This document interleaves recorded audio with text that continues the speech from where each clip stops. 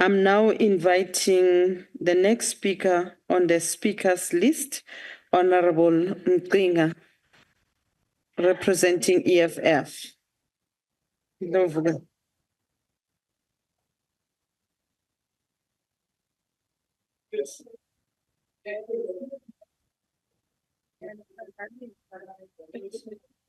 Over to you, Ndlovukazi.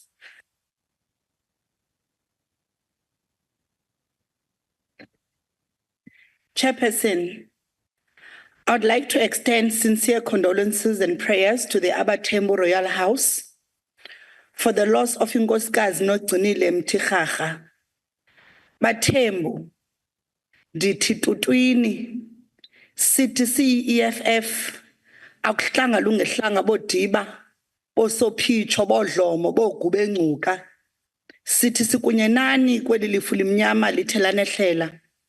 Siphinde kwakhona sithi sikunye nezintsapho zamasana ayadlwengulwa emqhekezweni.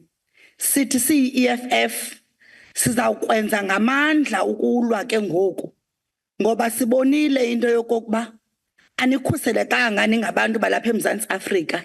Sizawuqinisa ke ngoku apha ekulweni, sizakulwa nikhuseleke kwiSouth Africa jikelele.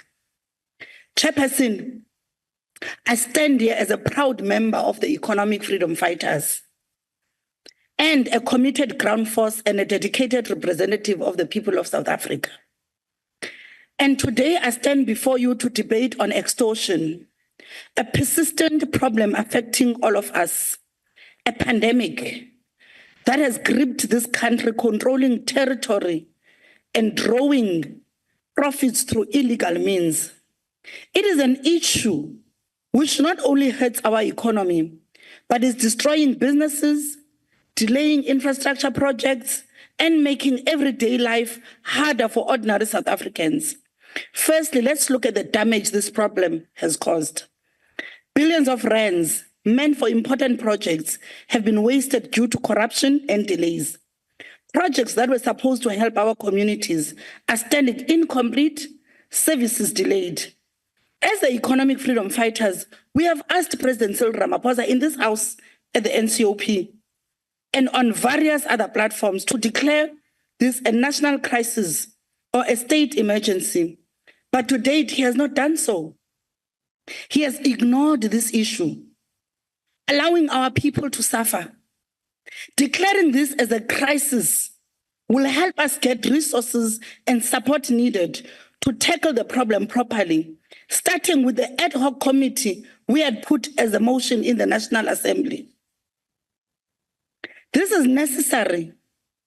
This is a necessary act as extortion threatens the safety and well-being of our people and holds back our country's progress.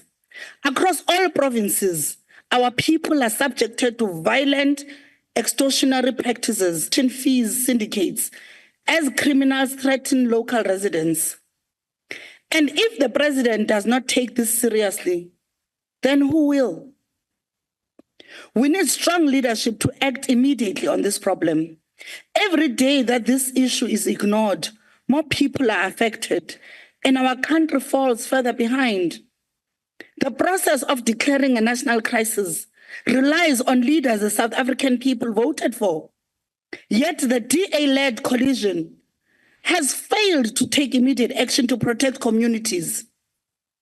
Kodwa abantu baye banivotela nama phambi kwabantu nathi xa nifuna ivoti le GNU into yokokuba sizaba kunye nani bantu igazi liyaphalala niphi animahoyanga abantu bayafa abantu bayadutyulwa minister.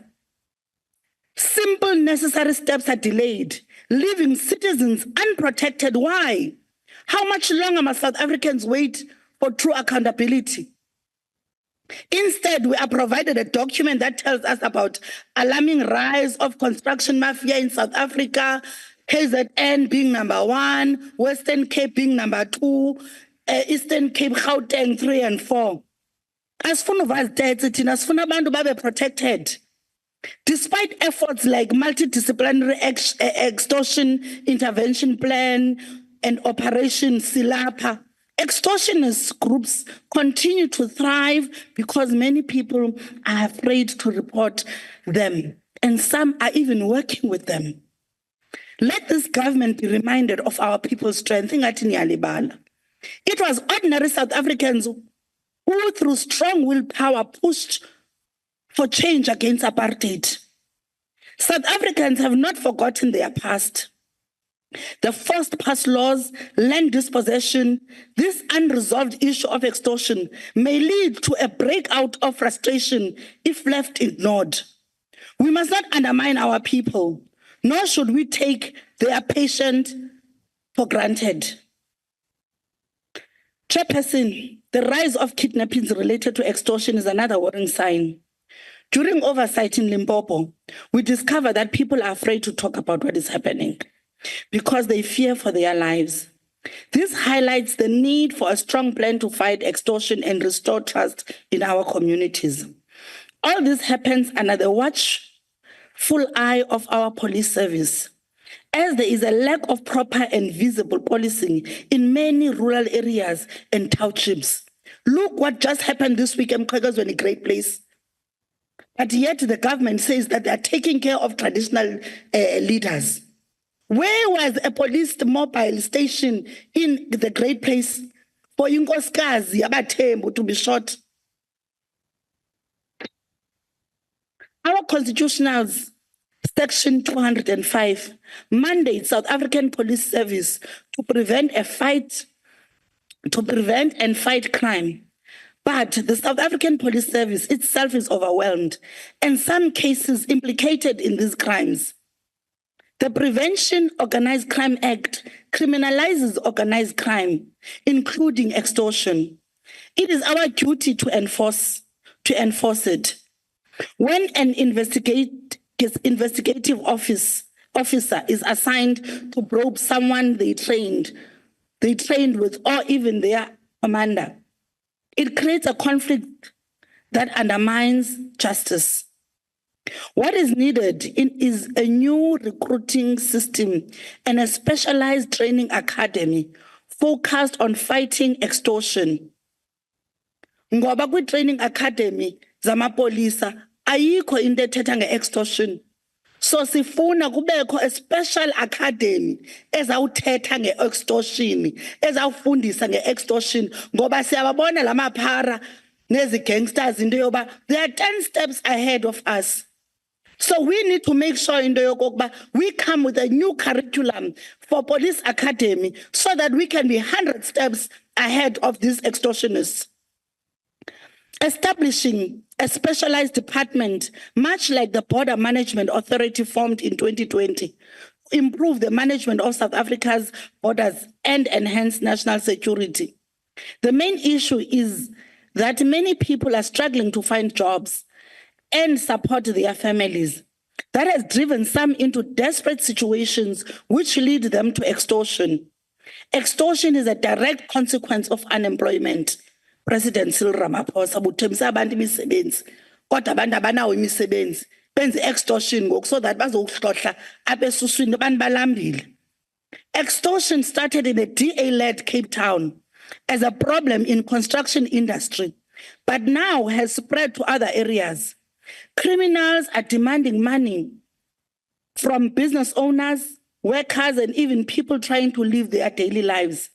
A white contractor who was building RDB houses near Delft in Cape Town was shot and killed because he refused to pay a protection fee.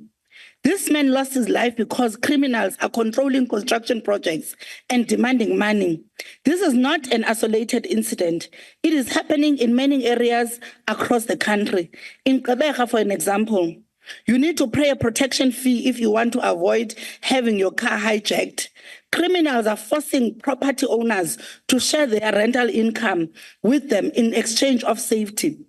This shows how deeply extortion has rooted itself in our society. It is not only criminals we are dealing with here. There are also corrupt government officials who demand money for projects or process payments.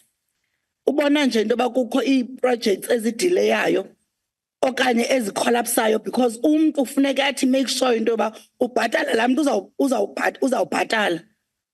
Uthathwe i-6 months, unyaka, i-contract ayilindele imali, funeka ibhatala abantu bayo. Kodwa ayikwazi ubabhatala ngoba akakabhatalwa ngurhulumente. This corruption has caused major delays in the payment of contractors, making it difficult for essential projects to be completed. The combination of criminal extortion and government corruption is a double blow in our communities. In Durban, Umtata, Gqeberha, Umlazi, KwaNongoma, Cape Town, and Gauteng, people are forced to pay protection fees, avoid violence. Wake wayivaphi loo nto? For instance, here in Cape Town, Layer DA, scholar transport contractors must pay fees to operate, putting children's education at risk. Thina siyi-EFF siyafonelwa ngamapolisa, bathi nabo, bathi abantwana mabangaya esikolweni namhlanje, ukuba aba bantu bane-scholar transport ababhatali imali. Abantwana ngoku are not going to school because funeka kubhatalwe i-scholar transport.